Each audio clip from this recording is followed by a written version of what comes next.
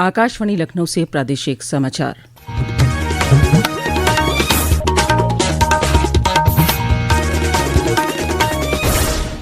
पहले मुख्य समाचार। मुख्यमंत्री योगी आदित्यनाथ ने केंद्र और राज्य सरकार की विकास परियोजनाओं की समीक्षा की। लंबित भूमि अधिग्रहण और मुआवजा वितरण 15 मार्च तक पूरा करने के दिए निर्देश।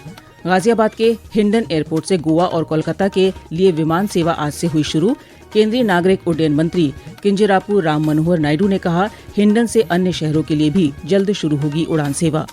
केंद्रीय राज्य मंत्री जयंत चौधरी ने मेरठ के चौधरी चरण सिंह विश्वविद्यालय में छात्राओं के लिए ट्रेनिंग सेंटर का किया शुभारंभ। और पवित्र माह रमजान का पहला रोजा कल। डीजीपी प्रशांत कुमार ने पुलिस अधिकारियों को कानून व्यवस्था बनाए रखने के लिए दिए आवश्यक दिशा निर्देश।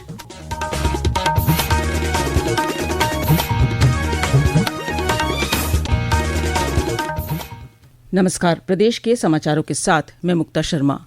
समाचार विस्तार से। मुख्यमंत्री योगी आदित्यनाथ ने आज केंद्र और राज्य सरकार की विकास परियोजनाओं की समीक्षा की। मुख्यमंत्री ने लखनऊ में आयोजित बैठक में शामिल शासन के वरिष्ठ अधिकारियों और जिला प्रशासन के अधिकारियों को वीडियो कॉन्फ्रेंसिंग के माध्यम से आवश्यक दिशा निर्देश दिए। पेश है एक रिपोर्ट। मुख्यमंत्री ने समीक्षा बैठक में केंद्र और राज्य सरकार की विभिन्न संचालित परियोजनाओं में लंबित भूमि अधिग्रहण और मुआवजा वितरण की कार्रवाई 15 मार्च तक पूर्ण करने के निर्देश दिए हैं। इसके साथ ही उन्होंने कहा कि विकास परियोजनाओं की जिलाधिकारी प्रत्येक सप्ताह में और आयुक्त 15 दिन में समीक्षा अवश्य करें। मुख्यमंत्री ने प्रत्येक कार्यों की मॉनिटरिंग के लिए नोडल अधिकारी नियुक्त किए जाने और कार्य की समयबद्धता एवं गुणवत्ता पर जोर देते हुए कहा कि किसी भी परियोजना में देरी बर्दाश्त नहीं की जाएगी, इससे राजस्व पर असर पड़ता है। मुख्यमंत्री ने कहा कि ग्रेटर नोएडा में ईएसआईसी द्वारा 350 और गोरखपुर में 100 बेड के हॉस्पिटल निर्माण की कार्रवाई को तेजी से आगे बढ़ाया जाए। मुख्यमंत्री ने विकास कार्यों में अवरोध उत्पन्न करने वाले लोगों को चिन्हित करने और उनसे सख्ती से निपटने के भी निर्देश दिए। आकाशवाणी समाचार कक्ष से दीपाली सिंह। गाजियाबाद के हिंडन एयरपोर्ट से गोवा और कोलकाता के लिए विमान सेवा आज से शुरू हो गई है। केंद्रीय नागरिक उड्डयन मंत्री किंजरापू राम मोहन नायडू ने हिंडन एयरपोर्ट सिविल टर्मिनल पर गोवा जाने वाली फ्लाइट को हरी झंडी दिखाकर रवाना किया। पहली फ्लाइट पर गाजियाबाद के सांसद अतुल गर्ग, विधायक अजीत पाल त्यागी एवं संजीव शर्मा समेत 70 लोग गोवा के लिए रवाना हुए। इस मौके पर केंद्रीय मंत्री नायडू ने कहा कि हिंडन से अन्य शहरों के लिए बेहतर कनेक्टिविटी दी जाएगी। प्रयागराज, लखनऊ, अयोध्या और वाराणसी के लिए भी उड़ान सेवा जल्द शुरू की जाएगी। उन्होंने बताया कि हिंडन से 180 सीटर हवाई जहाज का परिचालन किया जाएगा। हिंडन एयरपोर्ट से कल से बेंगलुरु के लिए और 22 मार्च से जम्मू और चेन्नई के लिए भी विमान सेवा शुरू होगी।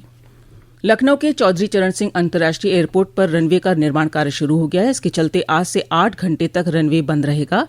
ये सिलसिला 15 जुलाई तक जारी रहेगा और इस दौरान यहां से संचालित होने वाली करीब 16 उड़ान सेवाएं निरस्त रहेंगी। एयरपोर्ट प्रवक्ता रूपेश कुमार ने बताया कि उड्डयन महानिदेशालय से मंजूरी मिलने के बाद टर्मिनल T3 के रनवे की रिकारपेंटिंग का कार्य कराया जाना है। इस कार्य की शुरुआत आज से हो गई है, जिसके चलते सुबह 10 बजे से शाम 6 बजे तक उड़ान सेवाएं बाधित रहेंगी। सुबह 10 बजे से पहले और शाम 6 बजे के बाद करीब 132 उड़ानें सामान्य रूप से संचालित होंगी। वर्तमान में यहां से प्रतिदिन करीब 155 विमानों की आवाजाही होती है, जिसमें घरेलू और अंतर्राष्ट्रीय उड़ानें शामिल हैं। केंद्रीय कौशल विकास राज्य मंत्री जयंत चौधरी ने नीति आयोग एवं कौशल विकास और उद्यमशीलता मंत्रालय की संयुक्त पहल पर आज मेरठ के चौधरी चरण सिंह विश्वविद्यालय में महिलाओं के लिए ट्रेनिंग सेंटर का शुभारंभ किया। उन्होंने बताया कि पायलट प्रोजेक्ट के तहत 2 दिवसीय ये कार्यक्रम छात्राओं के कौशल उन्नयन, प्रतिस्पर्धात्मकता बढ़ाने और उद्योग की आवश्यकताओं के अनुरूप प्रशिक्षण प्रदान करने की दिशा में एक महत्वपूर्ण कदम साबित होगा। स्वावलंबनी जो नीति आयोग और हमारे कौशल विकास मंत्रालय के अंतर्गत कार्यक्रम है, इसमें 4 विश्वविद्यालयों में 600 बच्चियों को हम उद्यमी बनाने के लिए उनको ट्रेनिंग देंगे। आगे जाके फंडिंग के लिए और मेंटरिंग के लिए भी उनके रास्ते खुल जाएंगे। और अभी NSDC और CCS यूनिवर्सिटी मेरठ के बीच करार हुआ है। AI में, वेस्ट मैनेजमेंट में, न्यू टेक्नोलॉजी में वो सारे कोर्सेज 2 महीने से लेके 12 महीने तक के कोर्सेज की अवधि है। बहुत वैल्यूएबल कोर्स हैं, वो बच्चों के लिए उपलब्ध रहेंगे। और NSDC अकेडमी के साथ साथ फ्यूचर स्किल्स इंस्टीट्यूशन में हम हेल्थ केयर से लेकर AI तक ट्रेनिंग के जो हमारे कार्यक्रम हैं, ऑलरेडी सर्टिफिकेशंस हैं, वो अब CCS के छात्रों को मिल जाएंगे। ये समाचार आप आकाशवाणी लखनऊ से सुन रहे हैं। ताज़ा समाचार जानने के लिए आप हमारी वेबसाइट newsonair.gov.in पर लॉगिन कर सकते हैं। इसके साथ ही आप प्रादेशिक समाचारों के बुलेटिन हमारे YouTube चैनल पर भी सुन सकते हैं। और अब शेष समाचार। प्रदेश के सूक्ष्म, लघु एवं मध्यम उद्योग मंत्री राकेश सचार ने आज वाराणसी के दीनदयाल हस्तकला संकुल में मुख्यमंत्री युवा उद्यमी ऋण वितरण कार्यक्रम के तहत युवाओं को ऋण वितरित किया। इस अवसर पर उन्होंने कहा कि प्रदेश सरकार व्यवसाय को बढ़ाने के लिए ब्याज मुक्त 5 लाख रुपए तक का ऋण उपलब्ध करा रही है, जिससे युवा आत्मनिर्भर भारत की दिशा में मजबूती से अपना कदम बढ़ा सकें। इस अवसर पर महिलाओं को स्वरोजगार के लिए प्रेरित करने के लिए टूल किट भी उपलब्ध कराए गए। कार्यक्रम में प्रदेश सरकार के स्टैम्प एवं पंजीयन राज्य मंत्री रविन्द्र जायसवाल और आयुष राज्य मंत्री दयाशंकर मिश्र दयाल भी उपस्थित रहे।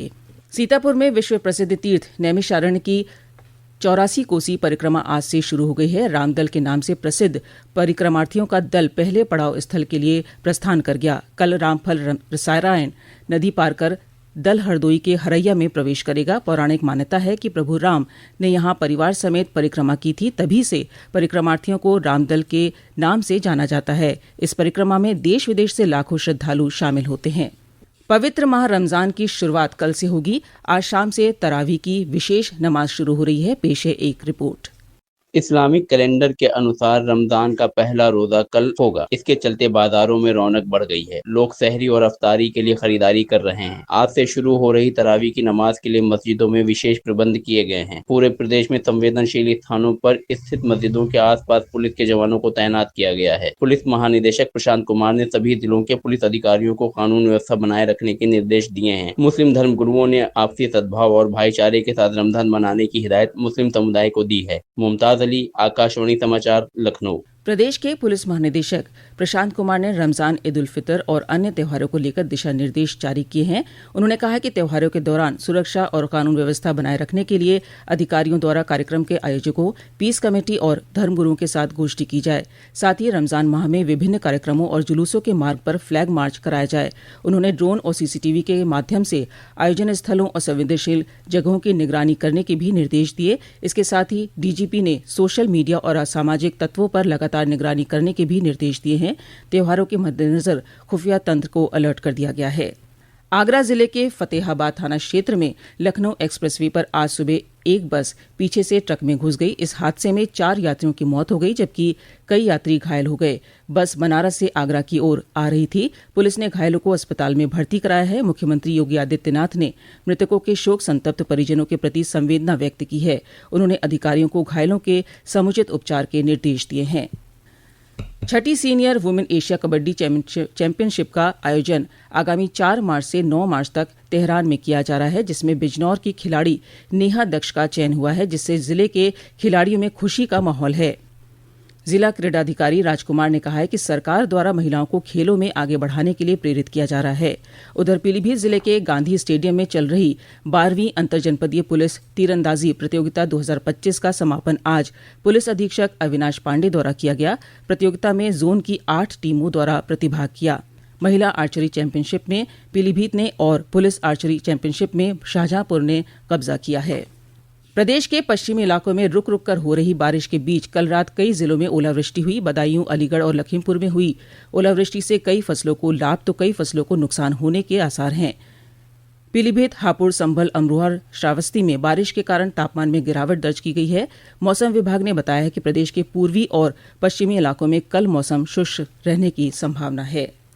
और अब अंत में मुख्य समाचार एक बार फिर। मुख्यमंत्री योगी आदित्यनाथ ने केंद्र और राज्य सरकार की विकास परियोजनाओं की समीक्षा की। लंबित भूमि अधिग्रहण और मुआवजा वितरण 15 मार्च तक पूरा करने के दिए निर्देश। गाजियाबाद के हिंडन एयरपोर्ट से गोवा और कोलकाता के लिए विमान सेवा आज से हुई शुरू। केंद्रीय नागरिक उड्डयन मंत्री किंजरापू राम मनोहर नायडू ने कहा, हिंडन से अन्य शहरों के लिए भी जल्द शुरू होगी उड़ान सेवा। केंद्रीय राज्य मंत्री जयंत चौधरी ने मेरठ के चौधरी चरण सिंह विश्वविद्यालय में छात्राओं के लिए ट्रेनिंग सेंटर का किया शुभारंभ। और पवित्र माह रमजान का पहला रोजा कल। डीजीपी प्रशांत कुमार ने पुलिस अधिकारियों को कानून व्यवस्था बनाए रखने के लिए दिए आवश्यक दिशा निर्देश। इसी के साथ प्रादेशिक समाचारों का बुलेटिन समाप्त हुआ। नमस्कार।